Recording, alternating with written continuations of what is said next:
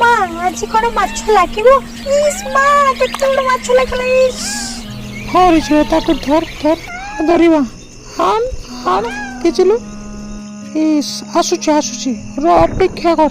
Wow ଚାଲ ରେ ପୁଅ ଆଜି ମସ୍ତରେ ଖାଇବୁ। ହଁ ତୁ ରାନ୍ଧିକି ଦେବି ଖାଇବୁ। ହଁ ମା ମୁଁ ଖାଇବି। ଚାଲ ବେଟା ଚାଲ।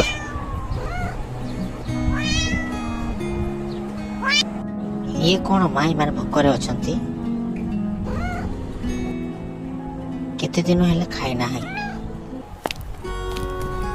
ଏଇଠି ତମର କଣ ହେଲା? ତମେ କଣ କିଛି ଖାଇନ?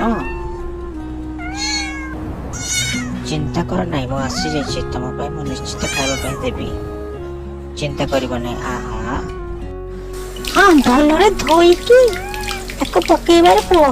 ଚାଲ ତାକୁ ଧୋଇକି ପକେଇବା। ପ୍ରଥମେ ତାକୁ କାଟିବା, ଭଲ ଭାବରେ ସଫା କରିକି କାଟିଦେବା, ତାପରେ ରାନ୍ଧିବା। ଏବେ ମୁଁ ପକେଇଲି, ଶୀଘ୍ର ହେଇଯିବ ହେଲା। ତୁ ଚିନ୍ତା କରନାରେ ପୁଅ। ଟିକେ ମସଲା ଦେଇଦେବା, ଖାଇବା ପାଇଁ ସ୍ୱାଦିଷ୍ଟ ଆସିବ।